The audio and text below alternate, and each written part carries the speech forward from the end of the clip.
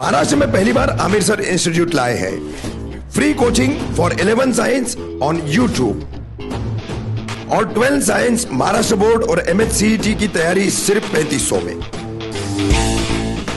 पूरे महाराष्ट्र से लगभग 30,000 स्टूडेंट्स आमिर सर के चैनल का फायदा उठा रहे हैं।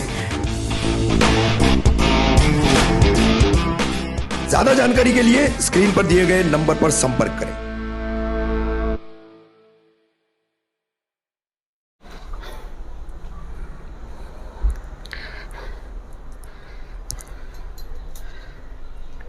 हेलो बच्चों, कैसे हैं आप सब? I hope you all are fine. बच्चों, हमारे some basic concepts of chemistry का आखिरी लेक्चर है आज। ऑलरेडी मैंने 4 लेक्चर्स पर अपलोड कर चुके हैं और इसकी एक्सरसाइज बहुत पहले, तकरीबन 2 साल पहले ही मैंने रिकॉर्ड करी थी, तो वो प्लेलिस्ट में एडेड है। तो अगर आप चाहते हैं some basic concepts of chemistry को पूरा पढ़ना तो आज ये कंप्लीट हो जाएगा। तो कहाँ से हम लोगों को पढ़ना है आज? कहाँ तक मैंने करा दी है आप लोगों को? क्लास 11th का सबसे पहला chapter basic concepts of chemistry में प्रॉब्लम 1.5 तक मैंने आपको करा दिया लास्ट लेक्चर में। ठीक है, अब प्रॉब्लम 1.6 से करना है। प्रॉब्लम 1.6 स्टार्ट करने से पहले फॉर्मूलेज रिवाइज करा देता हूँ। आपको याद होगा मैंने आपसे कहा था कि मोल के ये इस चैप्टर के अगर आपको प्रॉब्लम्स को सॉल्व करना है तो आपको मैं जो फॉर्मूलेज बता रहा हूँ जिस पैटर्न में, बस उन फॉर्मूलेज को याद कर लीजिए। अगर इन फॉर्मूलेज को याद कर लेंगे तो आपके ऑलमोस्ट सारे ही प्रॉब्लम सॉल्व हो जाएंगे। ठीक है ना? चलो भाई, तो बेसिकली नंबर ऑफ मोल से रिलेटेड वाले प्रॉब्लम्स वो सॉल्व हो जाएंगे। तो नंबर ऑफ मोल्स का फॉर्मूला क्या होता है? गिवन मास अपॉन मोलार मास, ये एक फॉर्मूला है। दूसरा, अगर STP या NTP दिया हो तो volume in litre divide by 22.4 litre, ये भी एक फॉर्मूला है। और एक फॉर्मूला है वो है number of molecules divide by क्या होगा? एवोगाड्रोस नंबर, ये भी एक फॉर्मूला है। अगर नंबर ऑफ एटम्स निकालना है तो उसके लिए फॉर्मूला क्या है? नंबर ऑफ एटम्स के लिए फॉर्मूला है number of molecules into atomicity. ठीक है, क्लियर हो गया? तो इन फॉर्मूलेस को अगर आप याद करेंगे तो बहुत आसानी से आपके प्रॉब्लम्स हल हो जाएंगे, बहुत इजी पड़ेगा आपको ये चैप्टर। ठीक है ना? तो आपको कोई कन्फ्यूजन नहीं रहेगा। चलिए आइए, तो प्रॉब्लम 1.6 को हम लोग आइए देखते हैं। तो प्रॉब्लम 1.6 क्या है, इसके प्रॉब्लम को हल करते हैं। और एक और प्रॉब्लम दिया हुआ है, मोलार वॉल्यूम के बारे में मुझे आपको बता देना है, उससे टॉपिक कंप्लीट हो जाएगा। तो हमारा प्रॉब्लम 1.6 क्या कहता है बच्चों? Page number 10, class 11th, first chapter. Calculate the number of atoms in each of the following. क्या निकालना है? नंबर ऑफ एटम्स निकालना है। नंबर ऑफ एटम्स के लिए फॉर्मूला क्या है बताओ? नंबर ऑफ एटम्स के लिए फॉर्मूला है number of molecules into atomicity. Atomicity बता चुका हूँ मैं, एक मॉलिक्यूल में जितने एटम्स आते हैं उसको उसकी एटॉमिसिटी कहते हैं। तो 3 केसेस दिए हैं जिसमें आपको नंबर ऑफ एटम्स निकालने हैं। सबसे पहला है 52 मोल्स ऑफ आर्गन। आर्गन के कितने हैं? 52 मोल्स हैं, यानी आपको मोल दिया हुआ है और मोल से नंबर ऑफ एटम्स आपको निकालने हैं। तो गिवन क्या है बच्चों? आपको गिवन क्या है? गिवन है 52। ठीक है ना? अब कैसे निकालेंगे? देयरफॉर नंबर ऑफ मोल्स क्या होता है? होता है mass upon molar mass equals to क्या होगा? 52। ठीक है ना? अब इससे क्या होगा देखो ध्यान से। नंबर ऑफ एटम्स निकालने के लिए क्या चाहिए? Number of molecules. Number of moles का फॉर्मूला क्या है? मास अपॉन मोलार मास। और एक फॉर्मूला क्या है? Number of molecules divide bye Avogadro's number. तो यहाँ पर सीधा सीधा ये नज़र आ रहा है, इससे मुझे क्या मिल जाएगा? नंबर ऑफ मॉलिक्यूल्स मिल जाएंगे। वहाँ सब्स्टिट्यूट करूँगा तो मुझे क्या मिल जाएगा? एट नंबर ऑफ एटम्स मिल जाएगा। तो देयरफॉर क्या हो जाएगा? नंबर ऑफ मॉलिक्यूल्स क्या होगा? हो जाएगा 52 Na। कितना आ गया number of molecules? 52 into Na, ये नंबर ऑफ मॉलिक्यूल्स आ गए। अब नंबर ऑफ एटम्स निकाल लें। नंबर ऑफ एटम्स का फॉर्मूला क्या है? नंबर ऑफ एटम्स का फॉर्मूला है आपके पास, देखिए, वो होता है number of molecules into atomicity. Argon जो है, आर्गन बेसिकली एक नोबल गैस है। नोबल गैस तो मोनो एटॉमिक होता है, वो कभी भी डायटॉमिक नहीं मिलता आपको। ठीक है, जनरली नहीं मिलता। तो बेसिकली यहाँ पर आपके पास ये एटॉमिसिटी क्या है? 1, क्योंकि आर्गन Ar2 के फॉर्म में नहीं मिलेगा, हमेशा क्या मिलेगा? Ar ही मिलेगा। तो एटॉमिसिटी क्या है? इसके मॉलिक्यूल में एक ही एटम होता है।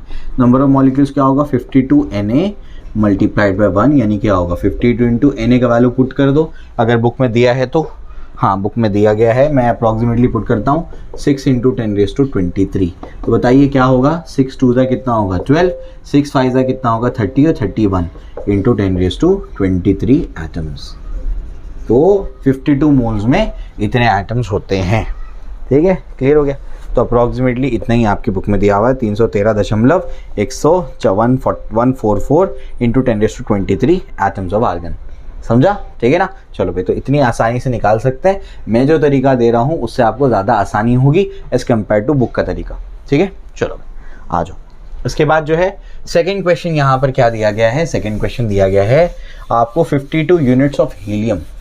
हीलियम के कितने यूनिट्स है? हीलियम के 52 यूनिट्स आपके पास है। ठीक है ना। तो ये बेसिकली क्या है, U मतलब यूनिफाइड मास दिया गया है, तो मास कितना दिया हुआ है? 52 यूनिट्स ऑफ हीलियम He। ठीक है ना। अब नंबर ऑफ मोल्स का फॉर्मूला क्या है? वो होता है मास अपॉन मोलार मास। ठीक है ना। अब मास कितना है? 52 यूनिट्स है। मोलार मास क्या होता है? मोलार मास क्या होता है? मास ऑफ द एटम या molecule expressed in gram. Helium का मास कितना होता है? 4 यूनिट। उसको ग्राम में एक्सप्रेस करेंगे तो कितना होगा? 4 ग्राम हो जाएगा। समझ आ गया? तो ये इसका मोलार मास होगा, किसका? हीलियम का। ठीक है ना, क्लियर हो गया।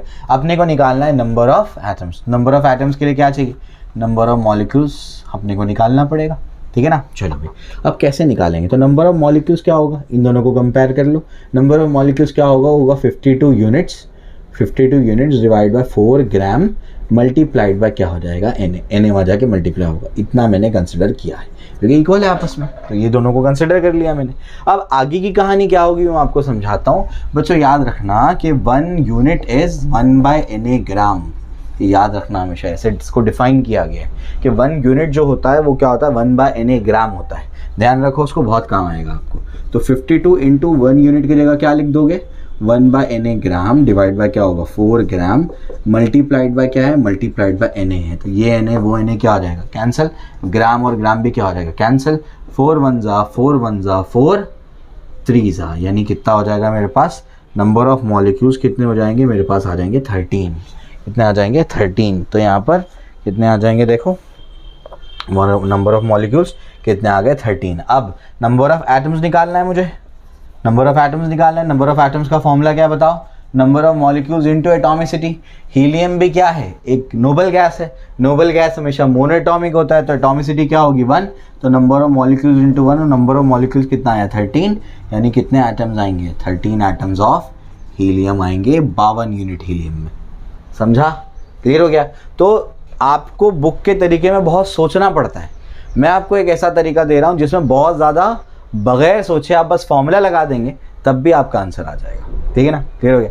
चलो भाई, तो इस तरीके से ये हमारा प्रॉब्लम हो गया। अब उसके बाद तीसरे पार्ट पे चलते हैं। इसके थर्ड पार्ट क्या कहते हैं, आइए उसको देखते हैं। थर्ड पार्ट जो हमारा है, इसमें जो जो चीज़ें मैंने बताई हैं, जैसे 1 यूनिट इज़ 1/Na ग्राम, ये आप लोग याद रखिए, आपको बहुत आसानी होगी। ठीक है, चलो। और एक भी तरीका है, बुक का तरीका भी बता देता हूँ। ये क्वेश्चन में वो इजी है बुक का तरीका। जैसे एक एटम ऑफ हीलियम जो होता है वो कितना होता है? वो 4 यूनिट का होता है। ठीक है ना। एक एटम ऑफ हीलियम कितना होता है? उसका मास होता है 4 यूनिट। तो 52 जो है 52 यूनिट्स में कितने आएंगे? क्या पूछा है उसने? उसने पूछा है कि 52 यूनिट्स में कितने आपके पास क्या आएंगे, कि आपके पास एटम आएंगे। तो क्या कर दो, दोनों साइड 52 से मल्टीप्लाई कर दो।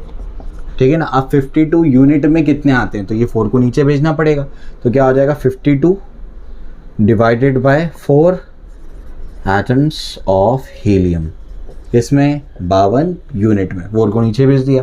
4 1 जा 4 1, तो 52 यूनिट्स में कितना होगा? 13 एटम्स।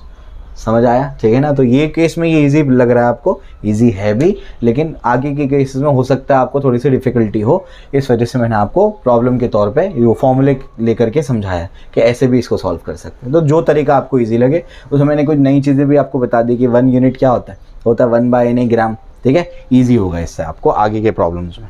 ठीक है ना। अच्छी किताबें सॉल्व करोगे, नरेंद्र अवस्थी, पी बहादुर या फिर एटकिंस भी सॉल्व करोगे तो आपको ये सब काम आएगा जो मैं बता रहा हूँ।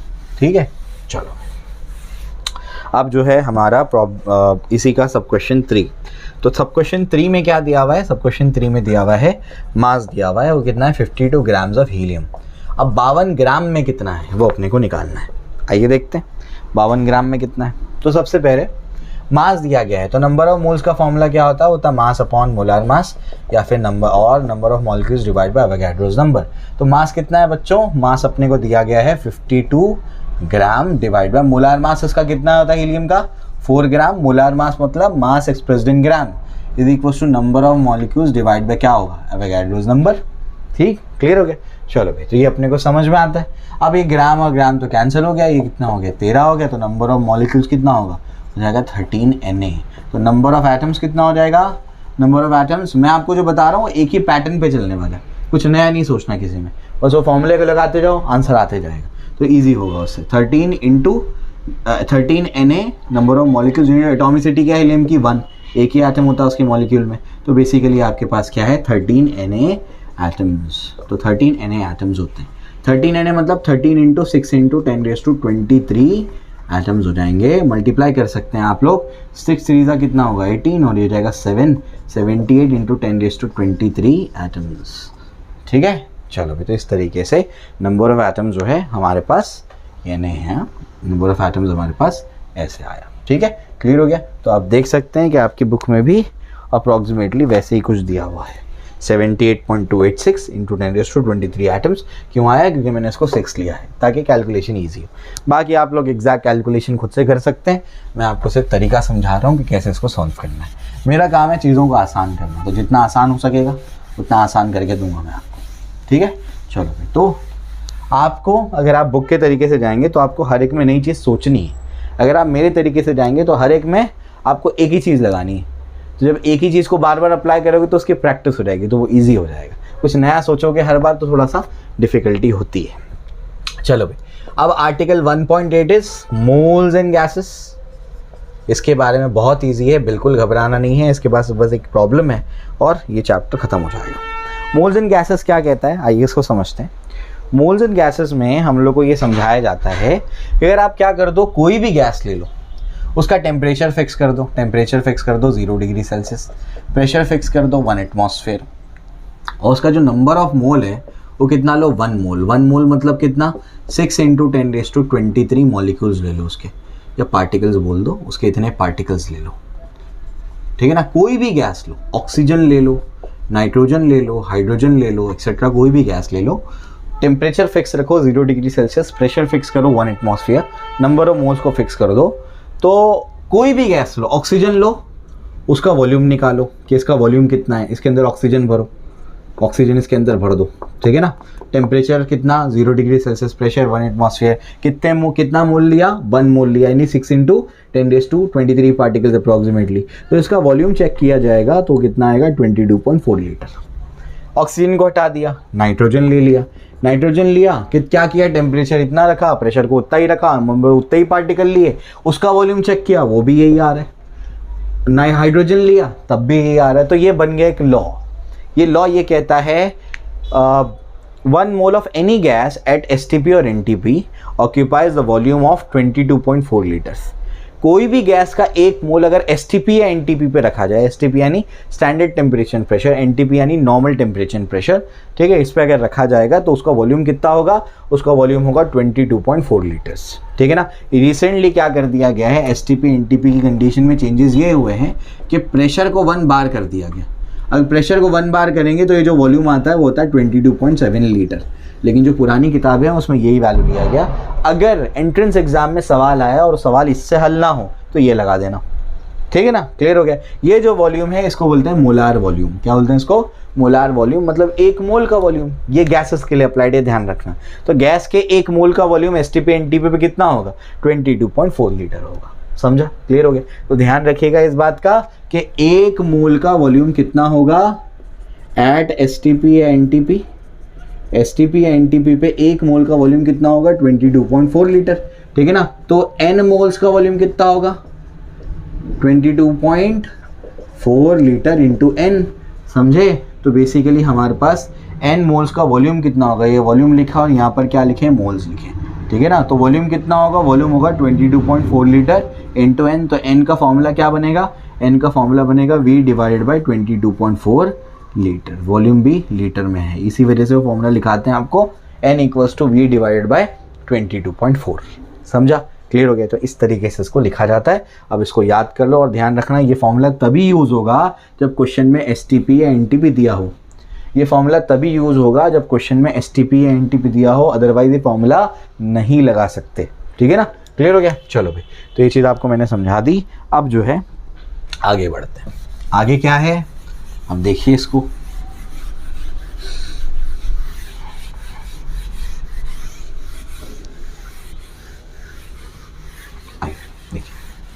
तो अब जो है एक प्रॉब्लम यहाँ पर बच गया है।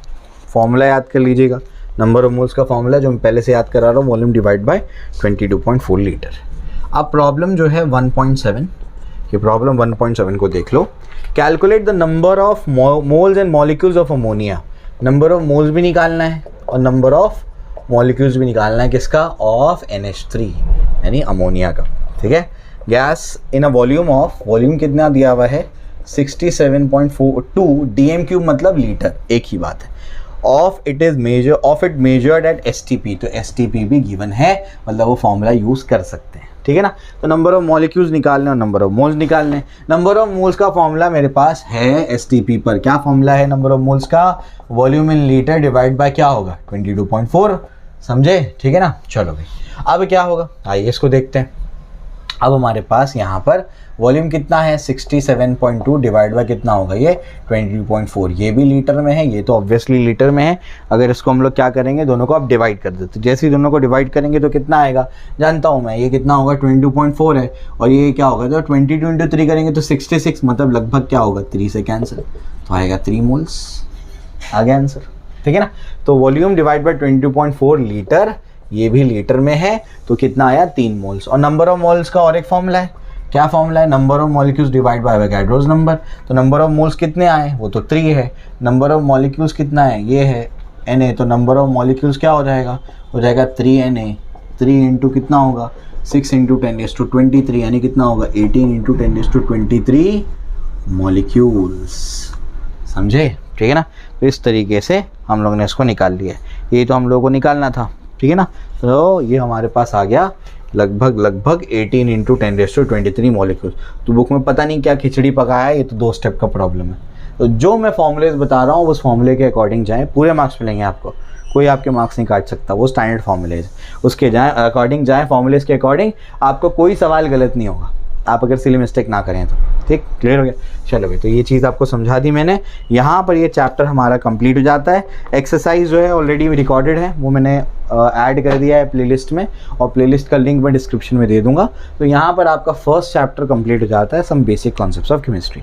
इसके बाद जो है आई थिंक सेकेंड चैप्टर जो है एनालिटिकल केमिस्ट्री का जो इंट्रोडक्शन है, उसमें तो बहुत सारा पार्ट कैंसिल कर दिया है, लेकिन एंडिंग का कुछ पार्ट शायद मॉलिक्यूलर फार्मूला, एम्पिरिकल फार्मूला वाला पार्ट रिकॉर्ड नहीं हुआ है। पढ़ा तो दिया मैंने बच्चों को, लेकिन मेरे इंस्टीट्यूट के बच्चों को, लेकिन रिकॉर्ड नहीं कर पाया बाकी बच्चों के लिए। मैं तो रिकॉर्डिंग कर लूँगा उसकी मैं अलग से, वो भी आपको मिल जाएगा। वहाँ पर मैथमेटिकल मेथड्स में शायद स्केलार प्रोडक्ट और वेक्टर डॉट और क्रॉस प्रोडक्ट का पार्ट रिकॉर्ड नहीं हुआ है, वो भी मैं रिकॉर्ड कर दूँगा, ठीक है। काइनेमेटिक्स है और NLM तो चल ही रहा है अभी, ठीक है ना। काइनेमेटिक्स ऑलमोस्ट पूरा पढ़ा दिया है मैंने और रिकॉर्डेड है सारी चीज़ें। NLM जो है बचा है, NLM यानी laws of motion, Newton's laws of motion, उसका पार्ट मैं आगे फर्दर रिकॉर्ड कर लूँगा, ठीक है।